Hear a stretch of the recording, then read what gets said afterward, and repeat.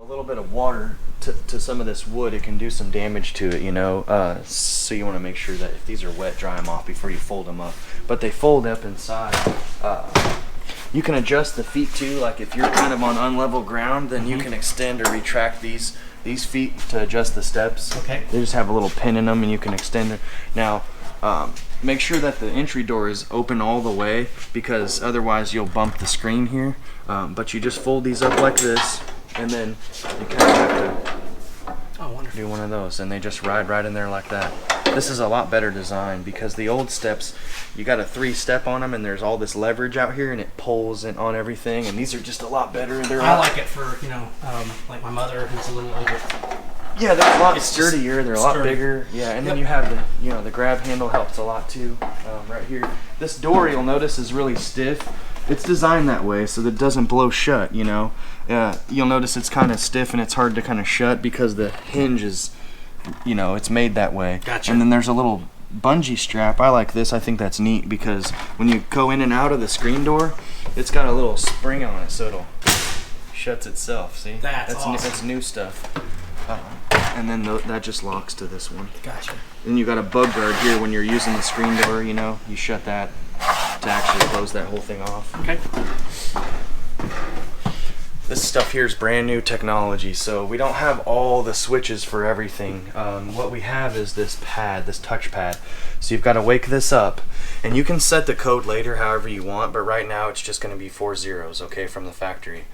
And now it brings you to this menu, and you can choose, you know, if we're going to operate the lights, then we're going to click on lights. And this is pretty self-explanatory the way this is set up, but main living area, this is actually how you turn the lights on and off. Now, a lot of them you can turn on individually. You know, you'll notice they have a button or that you can touch the light itself. But, you know, for the most part, this is how you control your lights in the bedroom, the living area, and then the awning light even. Right here, your LED awning light. And then I'd go back to the menu. If I wanted to run the air conditioner, you know, right now I'm on 74 degrees because I just didn't want to run it a bunch. It's cold outside. You know, it's kind of chilly this morning. But now if I wanted to run the AC, I need to hit the mode button to go to cool and then adjust the temperature. And if I hit this again, it's going to take me to the furnace. You know, if I hit it again, that's just for the fan mode. And then if I do this, then everything's going to, you know, go to sleep here in a second. But that's how you operate the HVAC system. Just by clicking a couple buttons. You can adjust the temperature, and then if you ever want to go back home, you know, the slide out and the awning. So the slide room, in and out. Okay. When you're running the room, you don't want to do that too intermittently, okay? You don't want to play with the room too much, meaning that, like, put it out a little bit in, you know, either in or out, you know? Right. If you're getting set up, then you want to run the room all the way out. If you're storing it, then you want the room all the way in. And like I said, try not to do it intermittently because it's just not good on Not to demonstrate, it's actually for function. And then the awning, you know, just to in and out on the awning, you'll just hold this button. And then you know the awning's all the way out when that extra piece of fabric is hanging, that valance, when it's straight up and down, that's all the way out. And be sure not to roll the awning up backwards. You know, it's labeled here, in and out. And we talked about those arms don't really matter where they're at because it's all going to kind of fold up and retract. I can go ahead and actually roll this awning in. It's quiet. Yeah, well that, and I'm going to run the room again just for you as a demonstration, just so you're comfortable with the noises it makes, and I can kind of explain, you know, when you hear this thunking noise, there's a clutch on the motor, and it's not really hurting anything, it just means take your finger off the button. Yeah, it just means take your finger off the button. And it'll do that when you bring it all the way in or all the way out. And since it's all the way out now, I'm just going to go ahead and bump the out switch, and you can hear that noise. That just means it's done. Okay. You know, and it'll do the same thing when you run it in. Gotcha. Okay. And then you can run the water heater, you know, and down here, this is where the water pump switch is. You don't need the pump on all the time either. I mean, just use it when you're washing dishes and things like that. Exactly. If you're using the tank, and then again, if you're hooked to city water, then the pump's not going to give you more water pressure. It's just going to be one source or the other. You're either using the pump or you're using city water. Does that make sense? Yes. And then the water heater, it has a couple of different options. You know, you can run it on both gas and electric, which will get it really hot really fast. or you can choose to, you know, just run it on electric, which if you're paying for the electricity at a campsite, then you want to use the electric. Don't waste your propane. Right. Now, if you're boondocking or hunting, then you would use it on gas, and again, you're only going to turn it on when you need it because it has that quick recovery time, 20 minutes or so it takes to heat it all the way up. Okay? One nice thing about the dude shower, Bob Kavoyan turned me on to the dude shower, and when we're hunting, we'll be using the dude shower a lot, especially if we're doing it in the wintertime. This is a monitor. These are the monitors I told you about your tanks. So right now there's about a third in your fresh tank because I've flow tested and flood tested everything. Technically this trailer is ready to go camping. I mean, the fridge is cold, there's a little water in your fresh tank. When you travel, you want to do the same thing. Leave a little water in your fresh tank in case you guys pull over and you want to have lunch, you want to use the sink to wash your hands, even maybe use the restroom, then you've got a little water on board. But you don't want to haul a full tank of fresh water because it's just extra weight and it's not necessary, you know what I mean? Right. But that's why I left some in there. And then again, it's 000. And this is how you can, you know, monitor your tanks. Oh, there's 2 gray tanks? Yeah, there's one for the kitchen and one for the bathroom. But they drain at the same time. Gotcha, I was going to say valve. that. Yeah. So now you know what happens is you're going to fill your gray tank up faster than anything because you're using the sink and the shower and stuff more than you're using the toilet, hopefully. So you'll notice you'll fill these grays up. If you're out somewhere primitive camping, then what I like to do is I like to leave my gray gate valve open for the majority of the time that I'm camping, because then the soapy water from the sink and the shower, it's just going out in the grass and going in the ground, and now it's not going to fill up all the way, and then I got a whole bunch of water to deal with. Does that make sense? But when you get close to packing up, you know, or that day before, go ahead and shut that gray valve, and you do want to accumulate some soapy water for your rinse when you dump your black tank. So we can let gray go out. It's just soapy water. Okay. I mean, So that's not illegal. No, I mean, if someone was tent camping downhill from you, then you probably wouldn't want to do that. Gotcha. But most times, if you're like me, you want to pick the pull-through campsites for one. You try to get out like where it's really heavy populated by the lakes and stuff like that at a traditional campsite, and you're going to notice that for one, it's really hard to park around all those trees and everything, and then at night it's really loud because that's where everybody's partying. So what I like to do is go in the open grass area, like their overflow. They always have an overflow area at a campground out in the middle in the grass, and those are the pull-through campsites. So you're not backing in anywhere. You actually can kind of pick your spot out and you pull straight through it. Oh, cool. In the grass, and then you can put those blocks under the tires if you need to pull onto to get level, set yourself up. You can pull right up to the slab that's at your front door that usually have like a piece of concrete there, you know. Pull-through campsites are where it's at. Okay. And then also you can do the gray gate valve trick now that you know that. You can let that water kind of drain during the weekend, you know, especially if it's an extended like weekend, you're gonna fill that thing up. And you don't want to spend $300 on one of those wagons to take it over there. Yeah, when you can just leave it open most of the weekend. Does that make sense? Yes, it makes just a total little sense. trick, just little trips that they'll help you, you know, save you some grief and some money.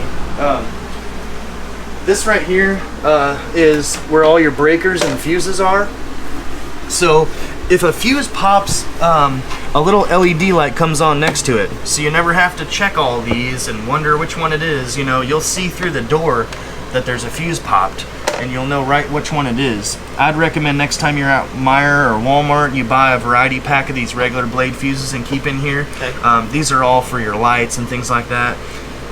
And then, you know, the breakers are all labeled, okay? Gotcha. It's not uncommon for you to blow breakers either, okay? Because if somebody's using a coffee pot and the air conditioner kicks on, it might trip a breaker. We only have 50 amps, and the air conditioner draws about 15 of them. Right. So if you do the math, whether it's a 30 amp or a 50 amp coach, it doesn't matter. You might blow breakers from time to time, and just know that that's totally normal. A good example of power management is if I'm going to make a hot pocket, well, then I have to shut the air conditioner off for the few minutes it takes to use the microwave. That's totally normal, okay? The other thing that can happen is your GFI. Hot pockets! Your GFI in the bathroom, it's probably resettable. So if your outlets aren't working,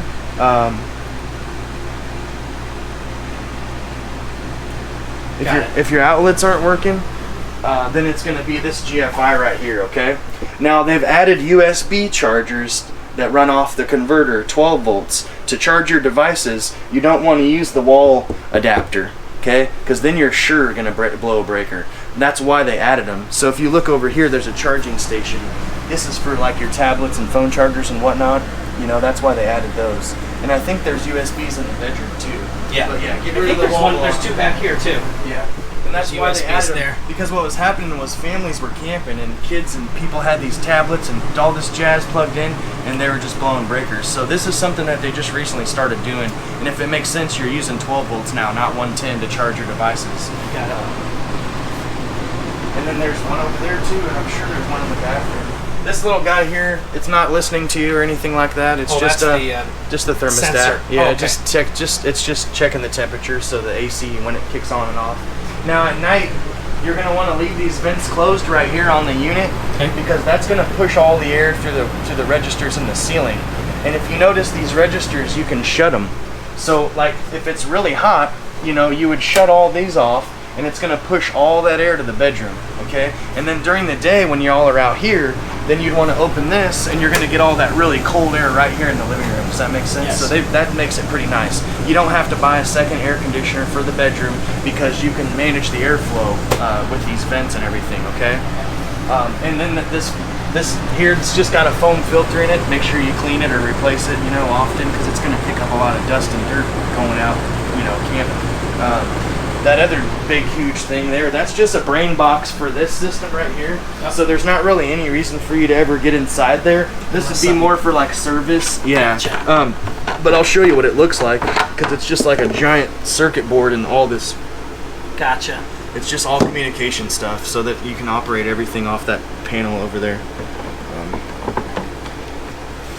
And this stuff's fairly new. I mean, this year they just started doing this system here.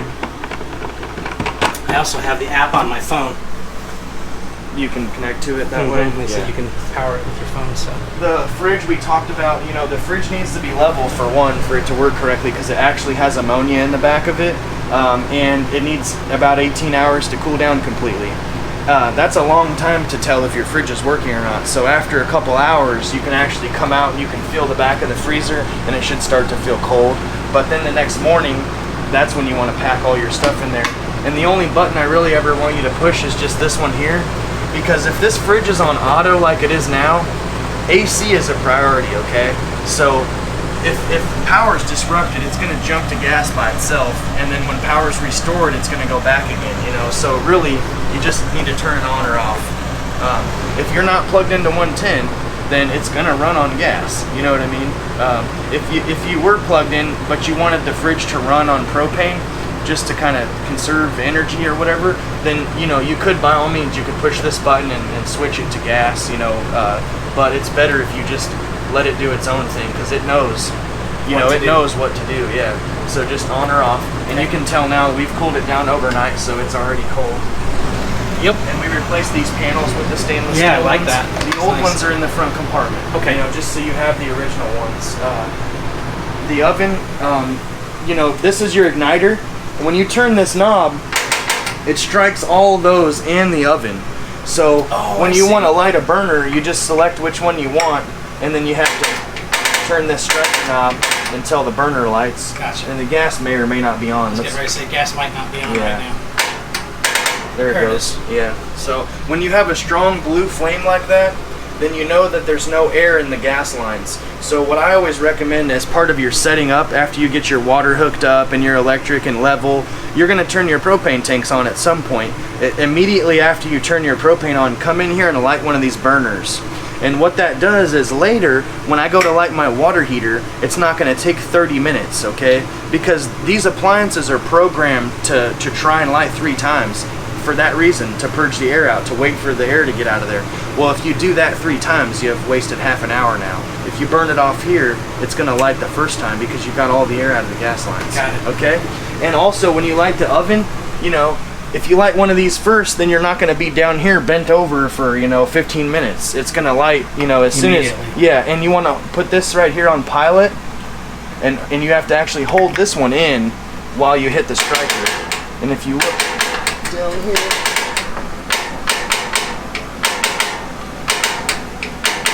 Okay, so it's not striking down there. I'll have to check that out. It's probably something really simple, like the wires like arcing somewhere else. But okay. Anyway, you put this on pilot and hold this button in, hit your striker, and then it should light down here where my index finger is. Gotcha. You'll have a little pilot. Just like any pilot light, you want to wait a few minutes with this in, and then you should be able to take your hand off of it and it stays standing. Okay. And then you crank it on. These ovens will scorch anything you try to cook in here because it's such a small oven and the flame is directly right here. Right. So the trick is buy a pizza stone, a small pizza oven brick, and you set it right in here on this shelf and it'll cook like a normal oven. Right. Okay? And then if you're cooking outside like you should be, because food tastes better if you cook it outside, you know, you get all your counter space back, you know, for everything else, plates and whatnot. Underneath here, these are the low point drains. See those? Yep. It's kind of hard to see them. Let me get some more light in there.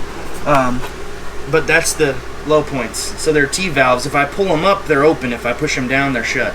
So at the very end, before the end of the day when I'm doing the dry, or getting everything dried, then pull those. That's the pull last them and thing. leave them up, and that's going to drain all the fixtures. It's the lowest point of all the plumbing lines. So that's the first thing you do when you get on after storing it, is to push those back down. Yeah, push them down. Otherwise, all the water's going to go right out there on the ground. Is the other one over on that side?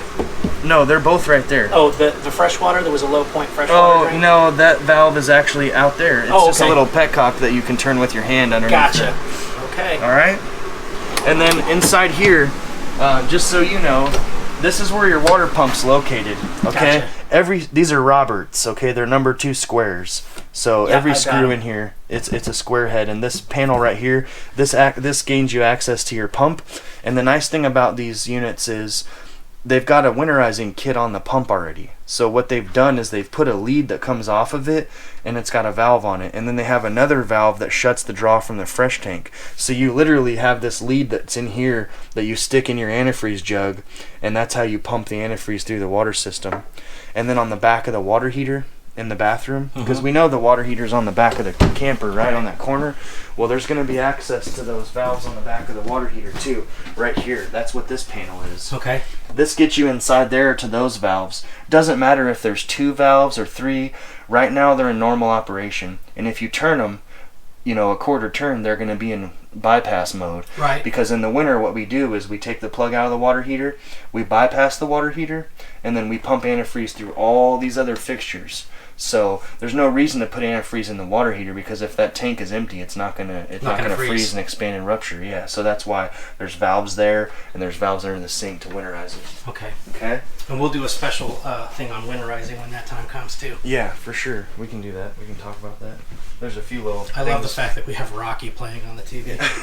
and the fireplace. And the fireplace is lit. We'll see the display's on, because the nice thing about that is you can use this you. as a space heater, or you can use just the display for the looks, you know. Yep. And in the fall, when you don't want to use your furnace and burn up your propane, because that's the one appliance that burns a lot of propane, is that furnace.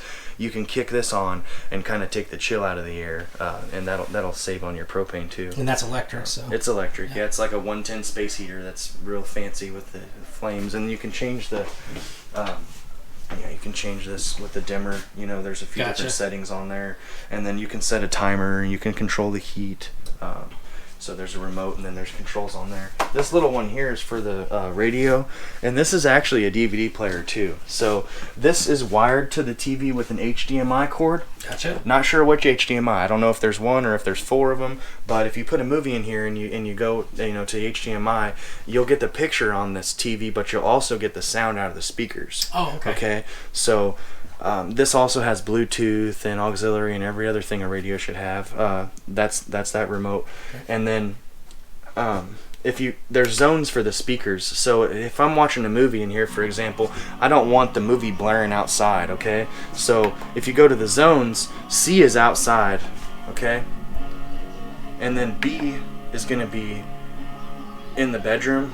And then A is going to be right here in this main area. But see how you can control them individually. Gotcha. You can have one louder than the other, or have them all off, but that's how you. And I noticed if you're on this setting for the speakers, you got to be patient, because you can't do anything else until that goes away like I just did. So if you're like me, I get kind of hurry and excited, and I'm like, oh, come on, I just want to change the station. You have to wait for this display to go away before you can do anything else. Gotcha. But now you can control these zones individually. Gotcha. All right. And then the other remotes, obviously, that's for the TV. Now, every time you go to a new place, you're going to have to scan for channels. So you'll have to go to air and, do a channel search. And you'll have to have this booster on right here, too. There's a little green button. By this green light, there's a little tiny button that pushes in and out. And that's the booster for the signal. So that needs to be on before you scan, and then you'll get 30 or 40 channels sometimes, depending on where you're at. We're in a metal building right now, and we still have a pretty good picture, So in the antenna, you don't have to fool with the antenna. As far as cranking it up in the air, like the old ones, they'd go 3 feet in the air and then they'd get ripped off sometimes. Yeah. This one here, the only thing you really need to do with this is just, if you're trying to get a better signal, then you can push this button in and rotate the antenna. Gotcha. But I recommend that you leave it with the arrow pointing that direction and just leave it alone, because chances are it's going to work just fine wherever you're at, And I don't know how important TV is anyway when you're camping. It's not to me. If you wanted to watch the news or something like that. Yeah. Cool. All your literature is inside this right here. So later, if you have more questions about your appliances, you're going to find a packet for every, piece of equipment in here inside this. And then this is just a regular, a basic owner's manual. It's going to talk a little bit about everything we talk about, not quite as much or in depth, but that's your original paperwork and everything. Great. Let's see. Talked about that. This is your propane detector. So these things are kind of obnoxious. If you clean with anything in here strong, like 409, or someone uses aerosol, like hairspray, it's likely that thing's going to go off because it's pretty sensitive.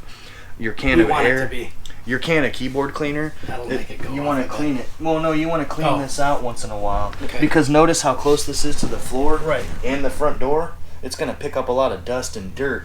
And then with the humidity, it'll turn into crud, and this thing can go bad. Okay. It's hardwired, so if it ever goes bad, the best thing to do is just, if you don't smell propane and you're not running a generator, you have to just disable it until you get another one, you know what I mean? But if you keep it clean, it's not likely that'll happen. If your batteries get low after a couple days and you haven't turned your disconnect on, then another thing, this will beep at you when it's got low voltage too. So if you ever wonder why your camper's beeping out there, it's because this propane detector's detecting that your batteries are low. But we know, use the disconnect, and then you don't have to worry about that either. This is for the fan, the fart fan. I call it the fart fan. But turn this on, and you can actually change the direction of the fan, and you can control the speed. It barely fits with that cover on it, but you notice how it did, though. Yeah. So doesn't hurt it? No, it doesn't hurt anything. Okay. But you can control the speed, and you can control if you want the vent in or out. If you keep pushing this, it'll change the speed on the power button. I'll be putting it on high every time. Yeah, and then if you want, when you shower in here too, you want to run this because it's going to get all the moisture out, and it's not going to get on these wall panels and stuff. Gotcha. So if someone's showering in here, make sure that you got this going as an exhaust fan. And then you can open and shut the vent. Alright. Pretty nifty. Yeah. And then, fan off is this button here. But, again, this it's all labeled. And then there's one light switch for the vanity, and then there's those ones there. Cool. These are all LEDs, obviously, so they're not going to put off a bunch of heat like those incandescent bulbs. They're going to last longer. Water running right now? If I turn the pump on, yeah. Oh, good. Yeah, okay, so you turn the pump on, then you can run the water. Then you can run the water, yeah. If you remember that, that, city water, if you can't, if you're boondocking, turn the pump on, then run the water. Yeah. But if we're city water, we would use the pressure that's coming from the city water itself. If we were hooked to city water right now, then I could open this faucet and I'd be getting my water from the city. Gotcha. But if we're using tank water, it sounds like you guys will be doing that quite often. Then you're going to want to wake this up. You don't even have to go all the way in. It looks like you can just turn the pump on. And now if you turn that faucet in there, go ahead, you'll get some water. Because the water heater's full now, and the first tank's got some in it. Now you hear the pump running while you're doing it? Okay. Now if you shut the faucet off, it'll stop. It should. If it doesn't, then you've got a water leak somewhere. So this is how you check. Yeah, that's how you check your water system, is by filling the fresh tank up. Assuming that the water heater's full and there's enough in the fresh tank, then that pump, everything should pressure up and you shouldn't hear a sound. So if you sit in here for 10 or 15 minutes from time to time and just listen and make sure your pump's not going burp, burp, then you're checking your water system. Yeah. Okay, That's going to protect the floor from ever getting rotten out, okay? And then the other thing, that you want to be mindful of is you want to inspect your roof often, okay? You've got a ladder on the back, so you can get up there and you can walk the roof. Maybe you got under a tree too close and you might have got a tear in the rubber, okay? Don't panic if that happens, because you can buy the right products and those roofs can be patched and sealed with lap sealant, and you prepping it correctly and using the right products, you can continue to just seal your roof so that you never get a water leak. In the fall is the very most important time to check your roof, because you're going to let this thing sit and we're going to get all this snow and stuff, and no one's going to come in that door for a couple months. And if you had a water leak during the winter time, you know, it'd be a bad deal, you know, because you don't, like I said, that's the number one thing, is the roof, to protect the integrity. And then the second thing is the plumbing, so the floor never gets rotten.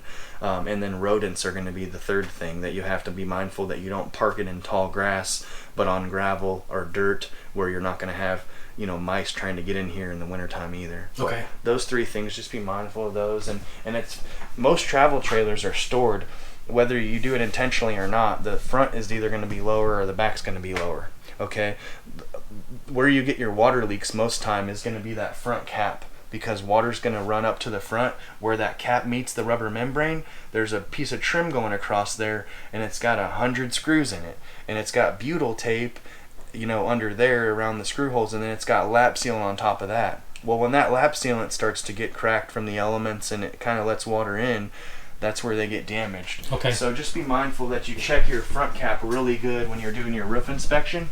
Just make sure if you need to, you know, if anywhere needs attention, you just have to wipe it down with some body solvent or mineral spirits, let it dry, and you can buy this stuff in the caulking tubes, you know. Yeah, it's I've got lap one of those sealant. for an extra in case we And if need you it. ever know anyone that's buying a trailer, especially a used one, you want to walk the entire floor and make sure there's not a soft spot in it, anywhere you can get your feet. And these cabinets like to hide water damage, okay? So you always want to look in the corners of the trailer, in the front cap, you know, make sure that there's not any kind of water damage or evidence of it. And some campers will have them in the back, they'll have cabinets too, so you want to check those things. Okay. And then there's these little lights Yeah, here. like that. And then this has struts on it so that it kind of helps to carry the weight of the bed if you're getting things in and out of here. And like I said, as with everything, you just want to use some finesse with this stuff, you know. I mean, it's a trailer. This isn't mahogany and oak and, you know, stuff that it's made out of, so just be real careful with it. And then there's these straps for the doors, because these pocket doors are pretty heavy, so you want to make sure that these are actually secured when you go to travel, so this isn't banging back and forth, for example. And the same thing with that one. And I was thinking about this door. I noticed nothing bad, but I was going to mention it because I kind of,